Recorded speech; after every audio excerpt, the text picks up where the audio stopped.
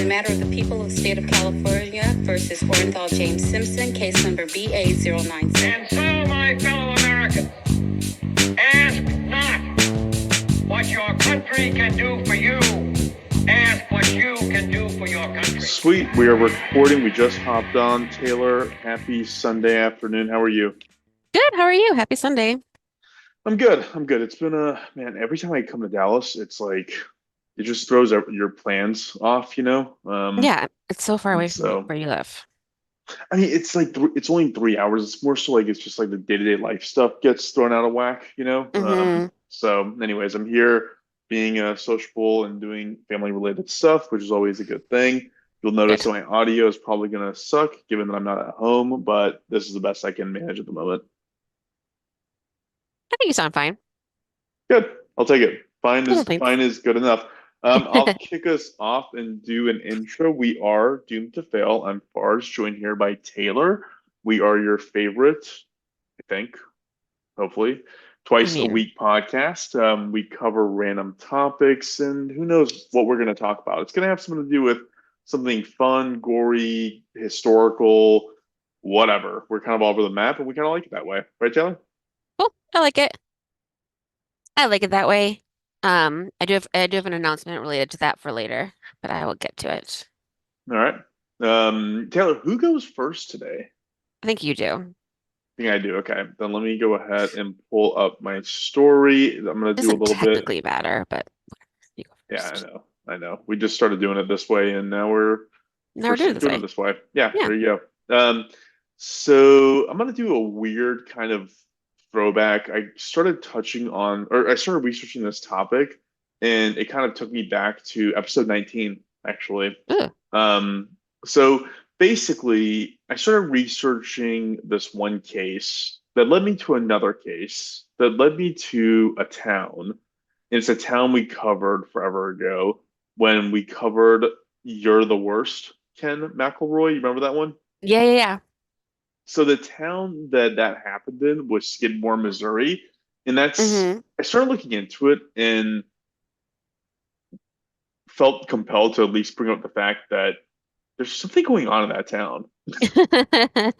Ooh, what's going on? Did we look in that episode? Did you re-listen to that episode that we did?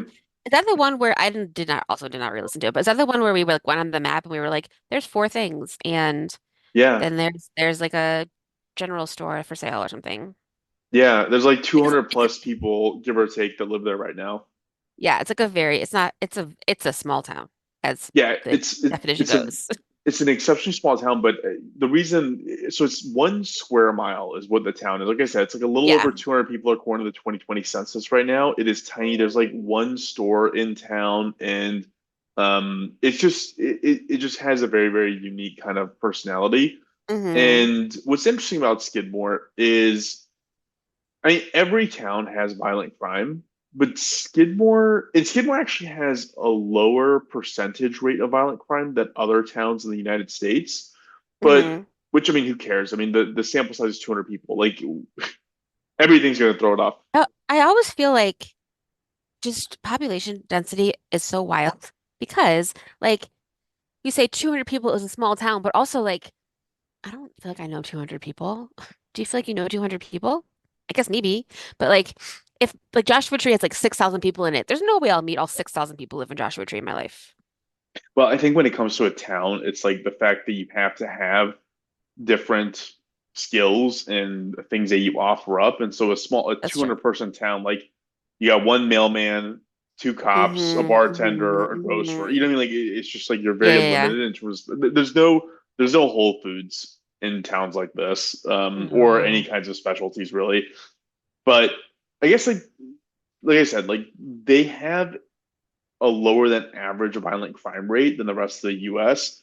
But what's weird is like some of their crimes, it's just grotesque. Like the things that happened there were just over the top insane. And like, for example, I went through, like I discussed with our episode 19, the Ken McElroy killing where he was shot in the middle of town and really nobody cared because everybody hated the guy so much that nobody was prosecuted for it. Yeah, exactly. Yeah. There was that case. There was a case that happened in 2000 where this guy named Greg Dragoo, he like beat the hell out of his girlfriend, this woman named Wendy Gillenwater, and then dragged her body behind his truck down the road. Oh my gosh. Do you remember the James Byrd case in Jasper, Texas? No. What was that? It was like a racist thing that was like the same thing. It was like two Oh, or like three rednecks dragging that did someone's this to a body. black. Was that like Yeah, in the 50s? Was that like recently? what James Byrd? Yeah. No, James Byrd was like 98 or something. Yeah, I believe that. Yeah. Um, Um, and Yikes. this happened, like this also happened to this woman. It was the exact same situation. I mean, absolutely grotesque scenario. That was 2000. Then 2001, this kid named Branson Perry, he went missing, and I'm going to cover him in a little bit. And then in 2004, probably one of the worst crimes I've ever heard of my entire life happened, also in Skidmore. And basically, I'm covering those two last crimes, but Okay. it's like a weird amount of like Really terrible bad shit. things. Like Yeah. like yeah, like they're all over the top bad. Like if Yeah. one of these happened in like LA or New York, it would be like national news for like weeks, you know. And all this Yeah. happened in like this one small town, and a lot of it was condensed into like a 3 4 year time period, which is also kind of wild. Maybe it could be something going on. Like you hear all the time how lead has an impact on how people think and their Yeah. cognitive ability. Maybe something happened. I mean, we hear how the pipes in Michigan were, full Hmm. of lead, and maybe I don't know. I don't know what might have been going on here, Yeah, like but this the 70s had so many serial killers because of all the leaded gasoline, potentially. right, exactly, Yeah. exactly. So it could have been something like that going on in a town that's just incredibly low populated and doesn't have a ton of infrastructure, but who knows? Hmm. But I'm going to get into that first one that I talked about, the Branson, Missouri, or sorry, Branson, Missouri, uh, Branson Perry in Skidmore, Missouri case. I'm sure there's a Branson, Missouri. There's Yeah, yeah, there 10,000. is. Yeah, Yeah. Yeah. yeah, yeah. Branson, Missouri. It's kind of like a Vegas, except like a low budget Vegas. So let's get into this kid, Branson, Missouri. So, God, Branson Perry.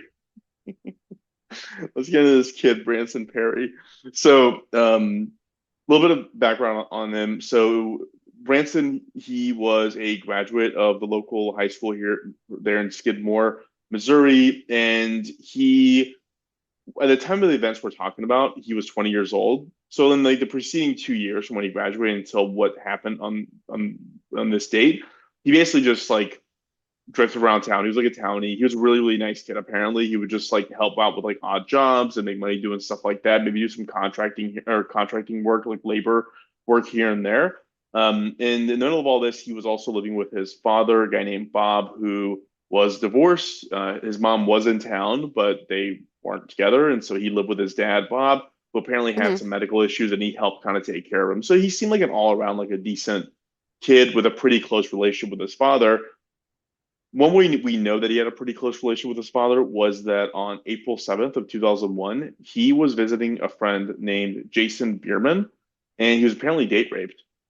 So Oh, we don't know all the details. Also, this is a small town in 2001, so I'm assuming homosexual stuff was pretty well concealed if it was going on. yeah. Um, but the way Branson put it was that he was at this guy Jason's house. Jason drugged him, and they had sex.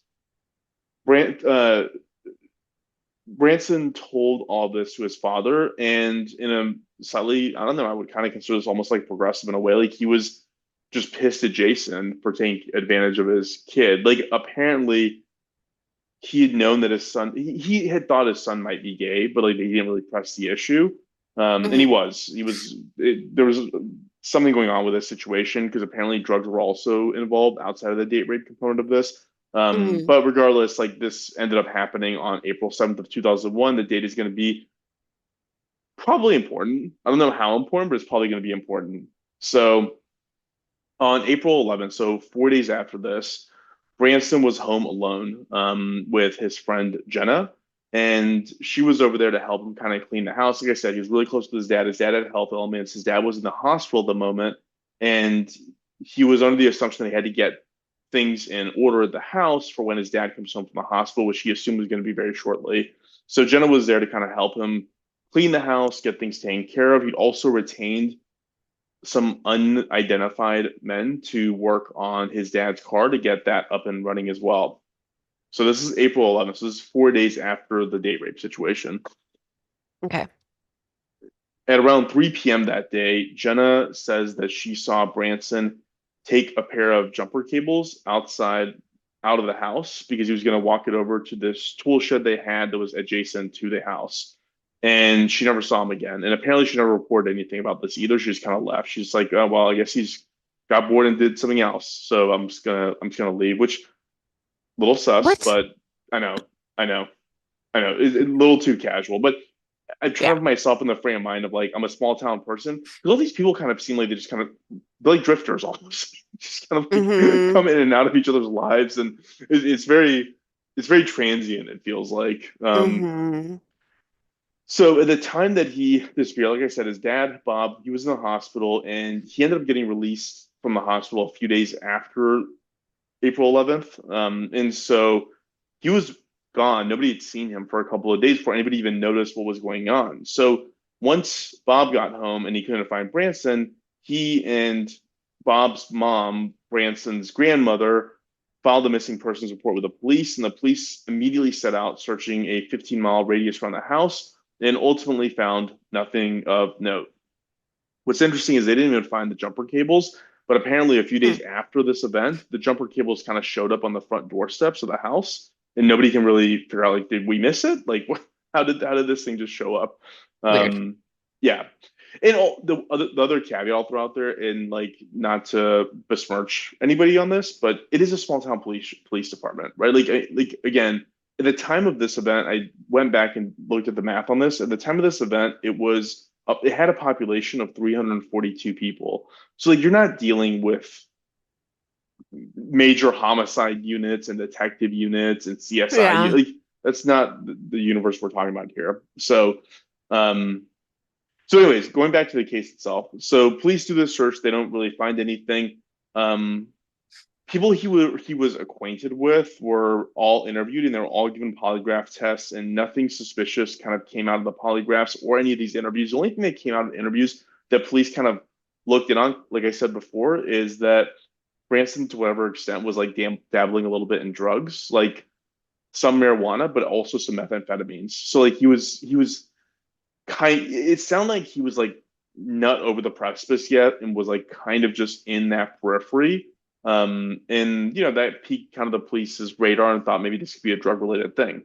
So Mm-hmm. regardless, everything kind of calmed down, and nobody was found in this intervening time until 2 years had passed from when he initially went missing, when police arrested a 59-year-old minister and former Boy Scout leader named Jack Wayne Rogers.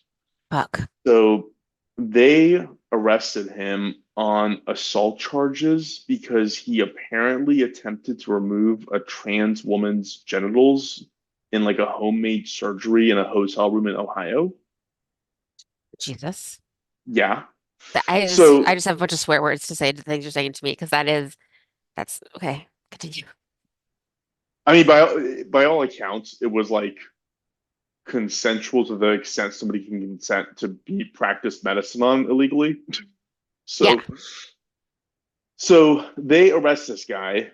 They arrested him for practicing medicine without a license and for assault. That's they arrested him for. So they arrested him and they started digging into his personal effects, and they find a bunch of horrible stuff, specifically material that I would classify as underage sexual content. Let's put it that way. Mm-hmm. They also find that he was active on some wild kind of early internet BDSM forums and message boards where he would describe torturing and assaulting men. One of these posts was a firsthand account of picking up a male hitchhiker, specifically a blonde one, raping, torturing, and murdering him, like described in detail. Oh my God. And police Yikes. read all this, knowing about Branson's case, and was like, "This sounds like Branson. Like this literally just sounds like his situation. Like Mm-hmm. why he was hitchhiking? Who know? Again, who knows with small town stuff, right?" But regardless, they thought that this was incredibly suspicious, and they started inquiring as to a confession. Hey, what's going on? Do you know this Branson guy? And this guy claimed up and down that he had no idea who this Branson guy was. He said he was just making shit up, and we don't know what's true and what's not there. What they did find was Hmm. that they searched his home and they identified a necklace that Branson also owned, but a Hmm. lot of people could have owned it. And so you couldn't like conclusively say one way or another it was his or wasn't his. And so in 2004, this guy Rogers was sentenced to 17 years for the assault charges, 7 years for practicing medicine without a license, and 30 years for the sexual content that he had on his computer. And up until the very end, he denied having any involvement in Branson's disappearance. And it's worth noting that Branson's mom also says, "I believe him. I don't think he was involved." They apparently had some level of communication with each other.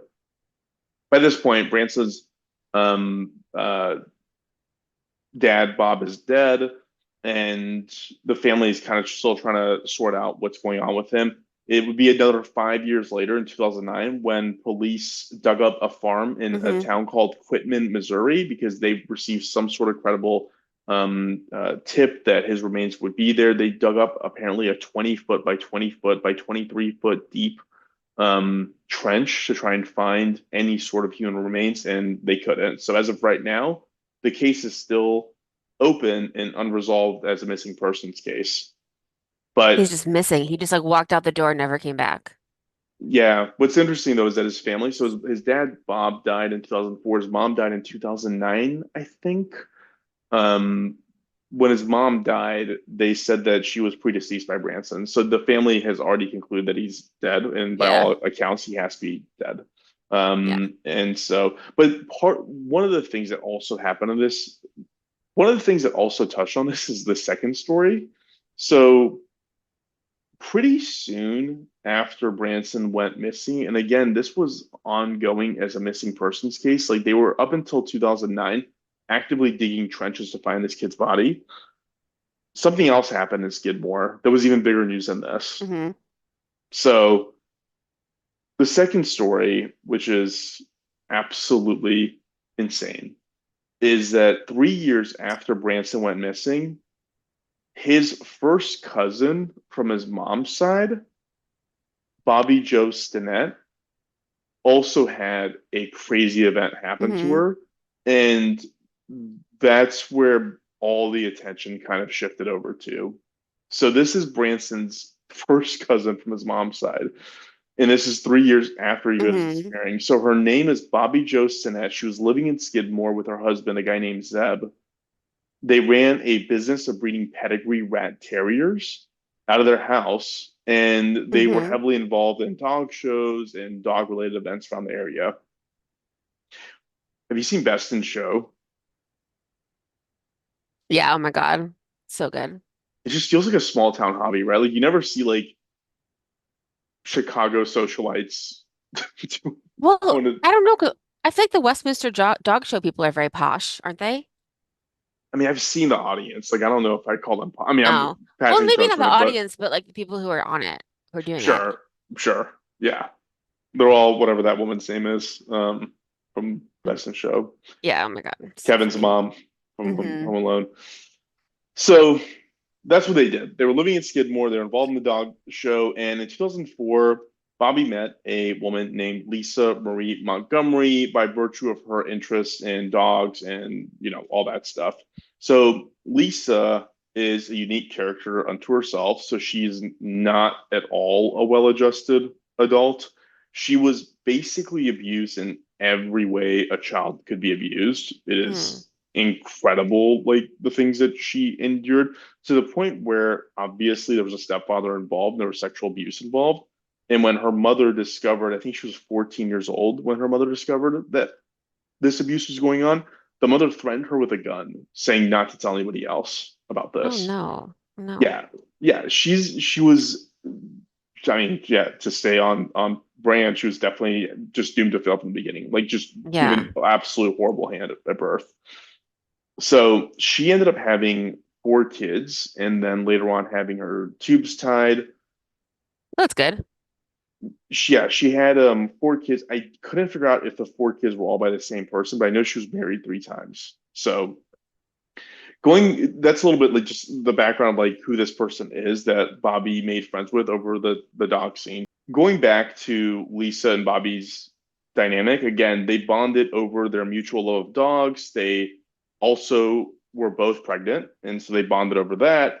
And this was an internet friendship. They had never actually met before. Hmm. So on December 16th, 2004, a woman named Darlene Fisher expressed interest in buying rat terriers from Bobbie. So she invited her over to her home. But what Bobbie didn't realize was that this wasn't actually Darlene Fisher. This was her internet correspondence friend, Lisa Montgomery. Ugh, So what a when bummer. Bobbie had her back turned, Lisa apparently strangled her to death and then used a kitchen knife to cut out her 8-month-old baby. No, no, no, no, Do you remember this no. case? I do. I feel like Yeah. we had brought this up in that episode. Ugh, Jesus Christ. So here's the thing about Lisa. She was actually never pregnant. Right, that So I'm sure. yeah, so she was faking it not, but it's interesting because she wasn't just faking it to Bobbie, she was faking it to everyone, including her own husband. Oh my God. So almost immediately after she killed Bobbie and cut out her baby, she called her husband and told him that she was riding a bus and she gave birth on the bus and she had a baby right there. So police were super quick to jump into computer forensics. An hour after this happened, her mom found her on the ground with her. She said that it looked like her stomach exploded and she found her on the ground, just obviously dead. And so immediately police jumped into action. Yeah. Um, and they, I mean, the what you have to be thinking to do that is crazy. you have to be crazy. Well, we're To be gonna able get to into do that actually. to be able to physically do that is just like beyond anything I could think of, you And know? there's gonna be like a listicle version of an explanation here, mentally about what was probably going on when this happened with Lisa. Hmm. Hmm. So police jumped on the forensics trail, the computer forensics of this pretty quickly, and traced the online communications from Lisa slash Darlene back to Lisa's house, tracing the IP address. When they arrived, this was the next morning. So when they arrived the next morning, nobody was home, but they noticed that a car matched the description that a witness offered at the time of the crime was parked in front of Lisa's house. Mm. At that time, Lisa and her family, including Bobbie's daughter, were at breakfast and they arrived home later on that afternoon. And then police paid them a visit. Initially, Lisa was being interviewed by police and said it was her baby, so and so. It was obvious that she was like not in a good place emotionally and mentally. And so she cracked after about an hour and confessed that she took the baby. Um, Police Was she like obvious. holding the baby? Yeah, yeah. When they showed up, she was holding the baby, watching TV. Did she look like her? The baby? Like, yeah, like it was the right like I mean, kind I of saw baby? pictures. Oh, race wise, yes, this was the right Yeah. race of baby. Okay, I'm gonna take a picture. It wasn't like I'm It's holding this baby. It's clearly not mine. And me yeah, being like, yeah. Like Lisa's white and the baby's black. Yeah, that would have yeah, been very obvious, but no, that wasn't the case. okay. So police immediately took the baby into custody and handed it over to Zeb. Apparently, the baby's was in good health, still in good health, living in Skidmore. And I can't even imagine what that life must look like. But going into what might have been some of the motivations around why Lisa did this. So apparently, at the time this happened, Lisa and her husband were going through a hard patch, and Lisa had told him that she was pregnant despite having her tubes tied. Apparently, she'd done this before too. Like this had been like I counted 3 times that she had told people that she was pregnant in the preceding years, even after she had her tubes tied. But she apparently told her husband this, and it seems like she did that in an effort to kind of save the relationship. It was Hmm. speculated that her husband knew or assumed that she was lying about this. And But Lisa, go ahead, sorry. no, like, was she wearing like a belly? So I couldn't get information on. Okay, so not to sound rude about this, but she was a bigger woman, and Sure. I think it's easier to hide. Yeah, that's fair. That's fair. Um, I I'm always skeptical of people who are like, I didn't know I was pregnant. I'm like, I don't believe you because it's crazy being pregnant. But also like, So I know that I should believe them and that happens. So in that vein, I believe that people wouldn't necessarily know that you were pregnant, I well, guess. yeah, Or they there's could think you were pregnant. they could think you're so I'm gonna get into a piece of this as well because like that's actually like a physiological thing that was going on there, which we'll go into here in a sec. Mm, But um the assumption was that Lisa thought that what her husband was going to do as part of their separation was let them know that, or let the courts know that she was faking a pregnancy in an effort to show that she was nuts and shouldn't have her own kids and try to get custody of the kids. And so basically the motivation that was pieced together through investigations was that she did all of this to prove that she wasn't lying about being pregnant so she could keep her marriage and keep her kids. mm. So what ended up happening was that Lisa was charged under a federal law of kidnapping resulting in death. And this is going to take us in a whole different direction, which I'll get to here in a second, because it's a very interesting charge. The medical diagnosis for Lisa that they drew up in the middle of this prosecution included depression, borderline personality disorder, post traumatic stress disorder. She had a bunch of head injuries consistent with brain damage. From And when? she also had a condition called, I'm going to try and pronounce this right, pseudocyosis, which is a real thing. It's a false pregnancy. So there are Mm, situations where you can manifest, like your body can manifest all the symptoms of pregnancy with your wow. hormone levels, with morning sick, like all the stereotypical things that happen with a pregnancy, your body Hmm. can literally manifest the hormones that make you think that way. This is interesting because here in the US, this is like exceptionally rare these days because we have such great access to, you know, medical care and sonar, what sonographs, you know this stuff. I I Um, mean, we do and we don't, but continue. I mean, it is, if somebody says they're I mean, pregnant like and they go they into, exist, yes. But I also just want to acknowledge that there's a lot of weird shit going on with being pregnant. Like Donald Trump said this week that like states should be able to monitor women's pregnancies. To we're continue. not, let's not go down that road. I know, but I'm not The going to say we're great point, at healthcare. Just keep going. it's not Keep going. about being great at healthcare. It's that, like, from a technological perspective, we're not like India or like, Sure. those places where somebody can literally fake take a baby to term without anybody saying that you don't have a baby inside you. That's what I'm getting at.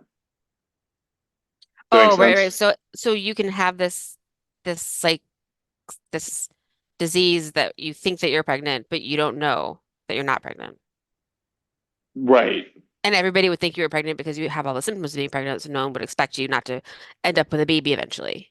Yeah, this isn't a thing in the US, is what I'm getting at. Like, Hmm. there's very few documented cases of this actually being a situation where somebody fake carries a a non-existent baby to term under pseudocyosis in the US. Where it is prevalent is countries that literally do not have the technological advances to look into someone's womb and see if there's a baby there. That's the point. Mm. Hmm. So ultimately, she was found guilty and sentenced to death. Her appeal process was pretty interesting because, kind of like what you're sort of touching on here, it was kind of an abortion topic. Hmm. So it touches on what is a person, like Absolutely. when does Yeah. personhood start? Because she Hmm. was convicted. The charge was kidnapping resulting in death, and a kidnapping is an abduction by force, deceit, or duress of a person. And our Hmm. point was this wasn't a person; it was a fetus, Hmm. and therefore it should have been death resulting in kidnapping, which would vacate that conviction and start the process from scratch in the hopes of potentially getting a new trial and not having this be a death penalty case. So it was Hmm. all based on the legal term of personhood and when something a fetus is considered a person, which is like I started researching like I crazy like that it it dovetailed into that direction. Well, also like this, we talked about Scott Peterson for a second last week, but that was in that direction as well too, because Connor was baby, right? Wasn't that his name? How old? Yeah, but that how old was that one? Was he He was the baby? Was he wasn't like he wasn't born yet. no, I know, but was it like a first trimester thing or what was No, it that? was much later. Really? Yeah, Okay. yeah, yeah. Much later. Oh, that's right, because he did get convicted of two murders. That's what it, Yeah. oh, you know what? And Shanann Watts. Yeah. It was yeah. It was that it was called something different. It was like unlawful death of a fetus or something, because I think the Yeah. baby was pretty whatever term, low term, I guess. Hmm. But it's interesting because so anyways, that conviction stood. They're basically like, hey, we don't care about this argument. This is really stupid. Like she did the thing, she's gonna be let's fry her, basically. Yeah. So it also dovetailed into the 2020 election with Trump and Hmm. Biden because Trump was obviously like he was notoriously pro death penalty, and Hmm. Biden was and is notoriously anti death penalty Hmm. to the point where like as of now at the federal level there's a full moratorium on the death penalty that Biden Is it really? passed. That's Yeah. great. And Biden was inaugurated on January 20th, 2021.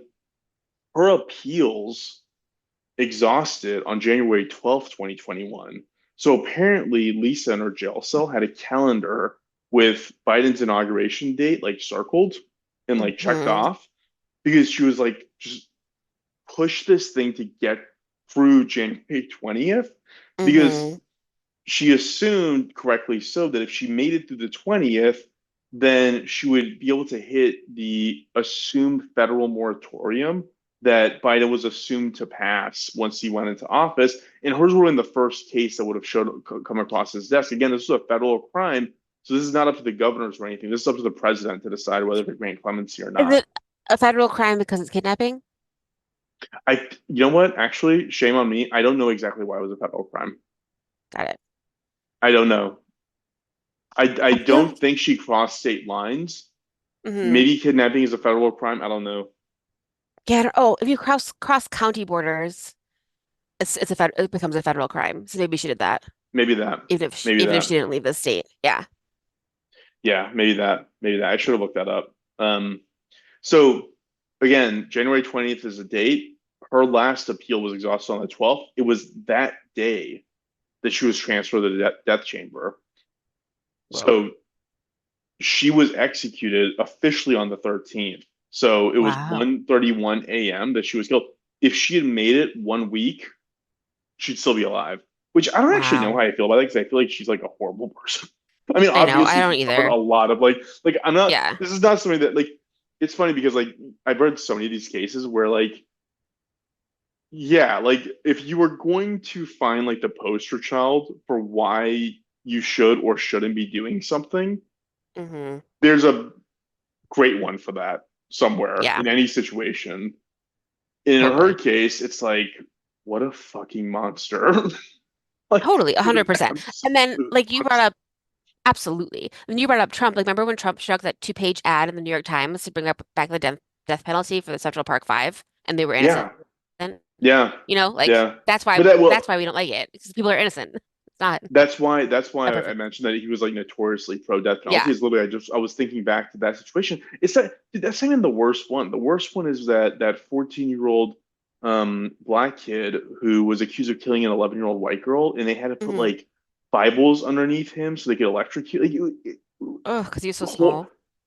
horrible things, Jesus. horrible things. I mean, there's a Yeah. lot of here's the thing, like on the death penalty stuff, like there's a lot of reasons why we shouldn't do it. There's a lot of reasons why Yeah. we probably should do it, but there's a better poster child for why we shouldn't do it than this woman, It's in my 100%. I see. opinion. Yeah, I agree. I'm actually going to talk about the death penalty when I talk about mine later. No, cool. So yeah, like she ended up getting executed that night on the 13th. She was pronounced dead at 1:31, and Oof. she became the first female federal prisoner to be executed in the United States in 67 years. She joined the last one was there was two that were done on in 1953. Guess who one of those was? The Ethel Rosenberg? There you go. Yeah. Wow. So Takes a lot to to it be takes a that lot. one 53 years later. That's a big deal. That's a lot. It takes a lot. I mean, yeah, like I said, she definitely earned it. What happened to the baby? So her name is Victoria Jo Stinnett. She is still living with Zeb. She's 16, I think, 16, Oh my 17, I God. think I read. And she's living in Skidmore. And apparently the people of that city are incredibly protective of her, like as a Of community. course. Yeah. They're a protective Yeah, bunch. yeah. Poor Ken learned that. Because remember with Ken, he was trying to bully some like 70-year-old grocer. He like Yeah, shot everyone some was like, 70-year-old grocer fuck was like, this guy. no, we can't do this. We can't talk So to you anymore. but yeah, but it's so wild because like again, Bobbie Jo Stinnett, her cousin goes missing. Yeah. Well, Three, also I mean, I feel like that's crazy, but also well, I think the crazy thing is that it's happening in this small town. You know what I mean? Like the fact that they're cousins, I don't think is weird because there's not that many people there. So of course, if something bad happens to more than one person, they're going to be they're going to know each other in some way. But I think it's crazy that all these crazy things are happening there. yeah, because I mean, this case, the Bobbie Jo one, the baby one. I mean, you don't hear about this kind of stuff. Like this is It's that's so what I'm saying. awful. It's so Yeah. grotesque. Can you Hmm. imagine somebody cutting a baby? Like it's so. I mean, Okay. just Also, it days. is really hard to get to a baby. I had both of my babies. I did not need a C-section, but when you go to the classes and they tell you what a C-section is, you're like, oh, right, that's major surgery and terrifying. So Because you got to cut through C-section, muscle, don't you? yeah, your skin and your muscle, and then find the womb and then get the baby out and then do all this sewing. It's a big deal. So you can't just do a slice and the baby pops out. You have to find it. It's just awful. She has to Yeah. dig around in there to get to the baby. Ugh. God. Ugh. Yeah. Yeah. That What happened a in monster. did you ever watch The Walking Dead? No. There's one where they cut a baby out of a lady. She's like, I'm gonna die, or the baby's gonna die, or we're both gonna die. You have to get the baby out. And so I was thinking in my head that the person would nicely slice her belly, and she just stabbed her in the belly and got the baby out. And I was like, "Eh." That's probably what happened. So gross. So I don't get it's interestingly the case for like what is a person? Hmm. Like right now, is that kind of what is that the legal definition on which states are deciding when to ban abortions? Is like what is Yeah. considered personhood? And then Hmm. every state's kind of deciding it on their own what it Hmm. is. Yeah. Yeah, weird. Hmm. Wild. Yeah. Um, we'll see how this year plays out. Ugh. We will.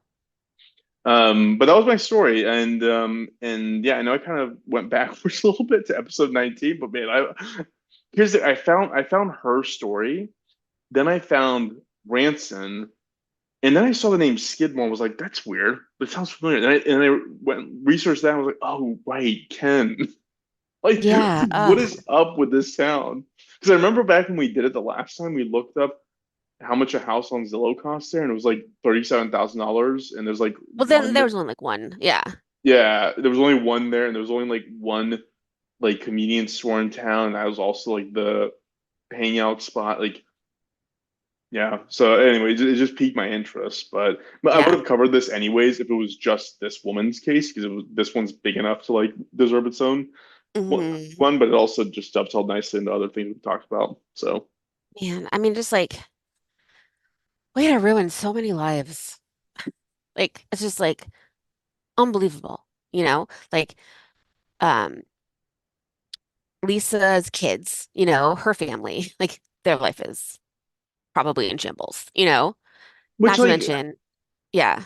it makes me think on how abuse is such a cycle. Like if you Mm, that was the only part of this case where I had any sympathy for was like hearing how badly she was abused and hmm. who knows what that rewires in your brain And the head injuries as well, but and the head injuries. But yeah, it gets to a spot where it's also like, look, like what you did was we don't need to try and understand it. like yeah, like there's a a part of thousand me that's percent. like it's like, hey, I can't empathize with her, but it's also like who am I to say that anybody who lived that exact same life, parallel life as she did, would not have done that. But also, we don't need that in society. Man, that's terrible. So, but yeah, that's my story. Curious, what was what's your is it a letter that you need to bring up, or what did you mention earlier that you have to read something? Um, oh no, I have a couple things. Um, One is we have a listener note from Juan Carlos, my husband. I know you saw it on Slack, but I did listen to your episode from last week. And when I was like, I don't know, my sheriff's mad about something about death row, and you're like, yeah, death row inmates have jobs now. And then Juan was like, that's exactly what he's mad about. Like we were like, maybe, but he's like, it's exactly that. So we, we should have. I think that's exactly what he's mad about. I mean, yeah, I Makes would sense. not be happy about it. Yeah, to recap, my sheriff sent an email about death row prisoners escaping, and I was like, "What is this about?" And then you said immediately after that that there was a new thing where death row inmates are getting jobs in California. So Yeah, I yeah. bet that's Juan related. Juan messaged us and was like, "Are y'all dense? Like, y'all like obviously He was like, "What is wrong with you?" this That's is like exactly what we just talked about." It was very funny. so. If anyone else was mad at us, that is, we get it. We get it now. Yep, yep. Not a good Um, idea. Not a good idea. And then another thing is I made a listener survey last night. So I will put it's in our link tree and I will put it in our email blast and I will put it on social media. But we'd love to hear from you all who you are, who listens, and if you are our friends in real life, how you found us, if what keeps you listening, and because we need to get more listeners and I want to figure out who you are to be able to reach more people like you. So I'll Love that. share that. I'll share that out there. I also want to do more stuff that's like engaging with folks that are listening. Hmm. People who send in their suggestions or what they think of something. It's always incredible to read that. And it Hmm. also gets the juices going. I mean, y'all hear when we talk about when we come up with topics, a lot of times we just start researching things and going down rabbit holes, and this thing led to that thing and that thing led to this thing, and Hmm. and boom, like we make an episode out of it. And so when folks have great topics that aren't super well covered, they're great. They're fantastic. So we'd love to hear those suggestions all the time. Hmm. For sure. So sweet. I guess with that, Taylor, we'll go ahead and cut things off. If you don't have anything else, again, we're at doomedflpod@gmail.com, all the social at doomedflpod, and we'll be rejoining you shortly.